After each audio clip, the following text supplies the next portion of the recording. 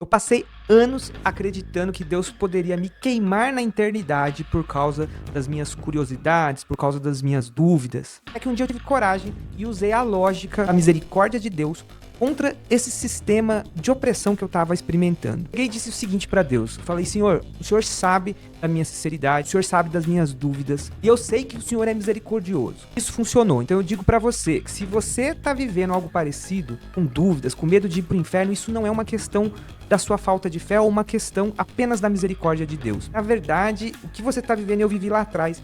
É um trauma introjetado na gente, e esse trauma tem uma função, é controlar a nossa vida e gerar lucro para uma galera. Então no vídeo de hoje eu quero mostrar para você como derrotar esse pavor, esse medo, como quebrar essa angústia, usando a filosofia e o agnosticismo para abrir seus olhos para a realidade. A gente vai destruir esse pavor, esse medo de inferno, sem debochar das religiões e com honestidade intelectual. Então, sem enrolação, bora movimentar a consciência.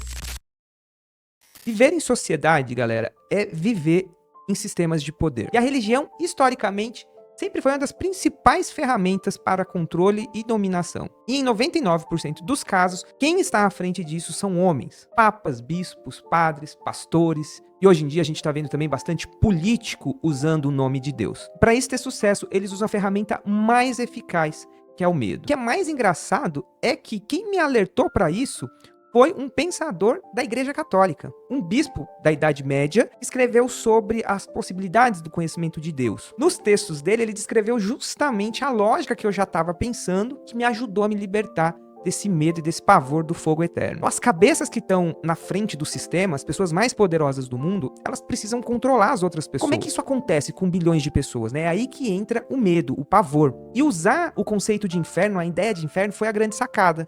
Porque o inferno, ele eleva a ideia de punição.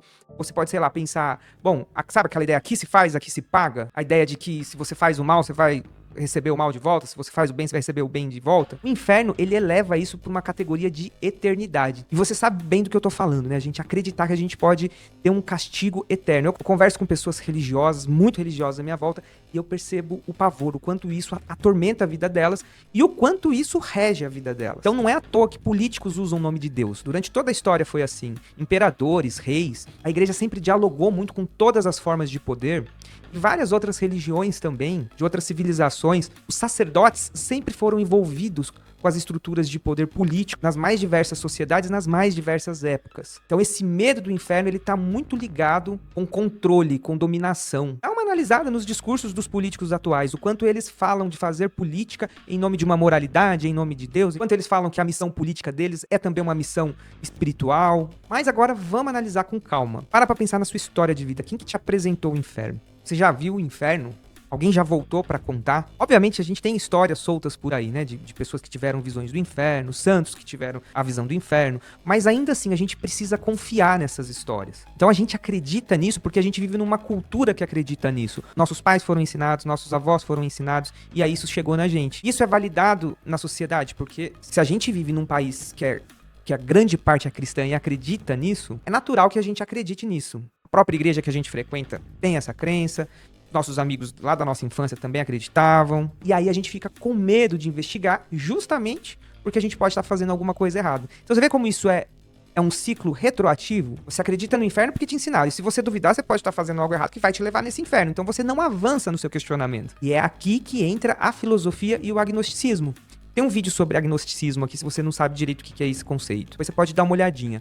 Mas a filosofia, ela é crítica. Ela se questiona, ela duvida, ela quer entender, ela busca a compreensão. E foi me aproximando da filosofia, chegando, entendendo o que era agnosticismo, que eu tive coragem para falar para Deus, né? Como eu falei no começo do vídeo. Falei: Senhor, você sabe das minhas dúvidas, você sabe da sinceridade do meu coração, quero entender melhor. Eu tô duvidando se você existe, se o diabo existe, se o inferno existe. Eu quero investigar, eu quero entender melhor. Eu acreditava em Deus quando eu falei isso, eu falei: eu sei que se eu tiver errado, o Senhor vai me mostrar, o Senhor vai apontar o caminho para mim. E isso foi fundamental, porque foi confiando na misericórdia de Deus que eu tive coragem de investigar mais a fundo, de fazer as perguntas, de conversar com as pessoas, de buscar leituras, de assistir vídeos, de estudar sobre outras religiões e também de buscar mais informação sobre o que a própria igreja dizia sobre o inferno e sobre as visões filosóficas do inferno. E aí muitas portas se abriram eu comecei a investigar, foi aí que eu cheguei no conceito de douta ignorância, ou de ignorância sábia,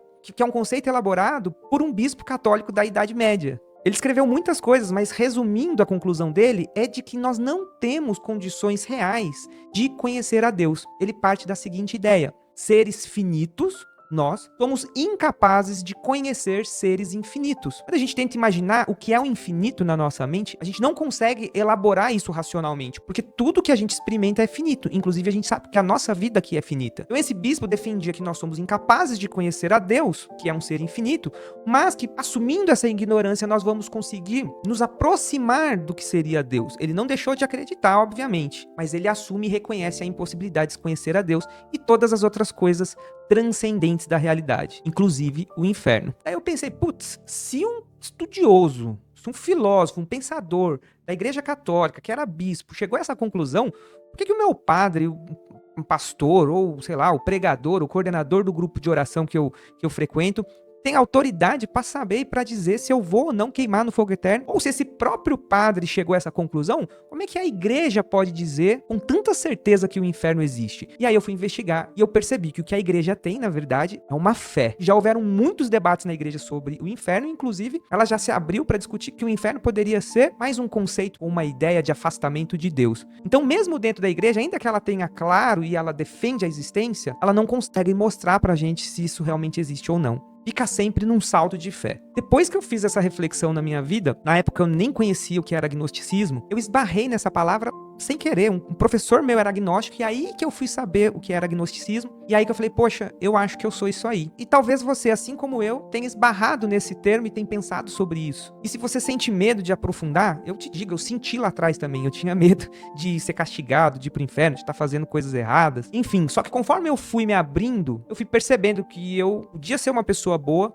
eu podia fazer coisas boas sem precisar acreditar que um Deus poderia me jogar um caldeirão de enxofre para queimar pela eternidade. Percebi que eu não precisava acreditar, que eu não precisava ter certeza, eu não precisava me submeter às pregações de autoridades religiosas. Isso foi cada vez mais me dando leveza. Comecei a refletir sobre as minhas ações, aquilo que eu deveria ou não fazer, não mais com medo. Mas eu comecei a pensar sobre as consequências dos meus atos. Foi aí que eu percebi, eu não preciso ter medo para fazer coisas boas e evitar coisas ruins. Eu posso pensar, por exemplo, no conceito de causa e efeito. Toda ação que eu promovo no mundo tem um efeito, tem uma reação.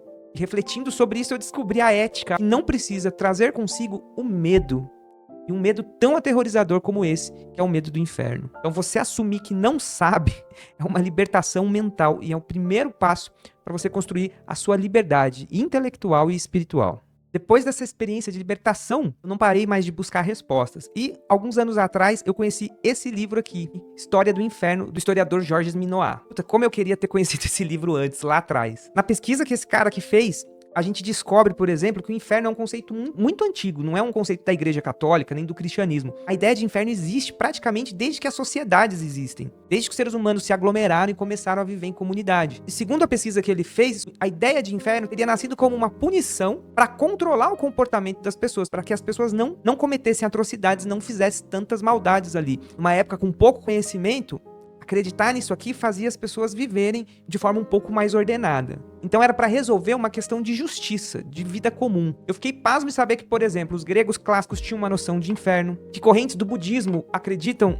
em um tipo de inferno, que tribos africanas têm também seus próprios modelos de infernos. E a Igreja Católica, obviamente, pegou isso e elaborou a um nível astronômico, até chegar na ideia de fogo eterno, de queimação na eternidade. Se você quiser ler isso aqui com uma galera, procura o link aí na descrição, no comentário fixado. A gente vai iniciar Comuna Panta e o nosso primeiro projeto é voltar o Clube do Livro que a gente já fazia antigamente aqui no canal. Se você está assistindo em 2026, antes de julho, você pode conseguir ler junto com a gente. Se não, eu vou criar trilhas de pequenos vídeos resumindo essa leitura. E eu pensei em fazer isso para quem, por exemplo, tem dificuldade de ler, né? Ou tá começando a engatar na leitura, né? Eu sei que é muito difícil começar a ler. Quando eu comecei, eu tinha muita dificuldade. Então o objetivo é ajudar um pouquinho quem tem vontade, mas às vezes não consegue. E aproveitando, para quem não me conhece, eu não me apresentei, eu sou o Matheus Panta e esse aqui é o canal Panta Reis. Tá curtindo? Deixa o like, isso ajuda bastante e já se inscreve no canal. Uma outra coisa muito massa que ajuda você a se libertar do medo do fogo do inferno é você se questionar, como a gente já falou ali, por que você acredita em inferno.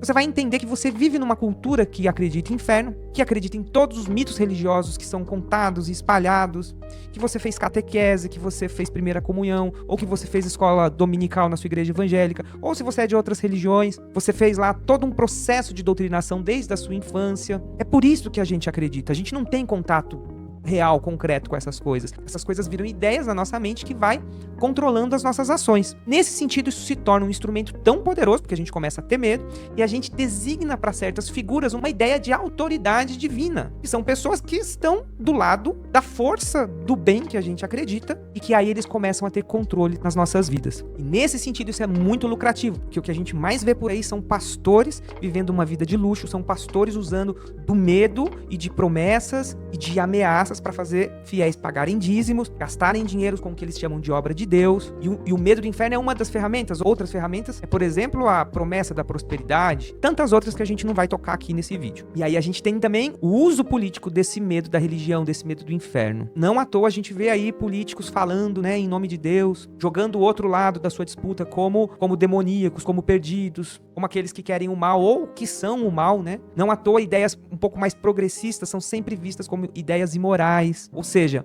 você tem políticos se associando com igrejas, se associando com discursos conservadores, às vezes discursos extremistas, para controlar a opinião das pessoas e para alcançar o poder, se manter no poder.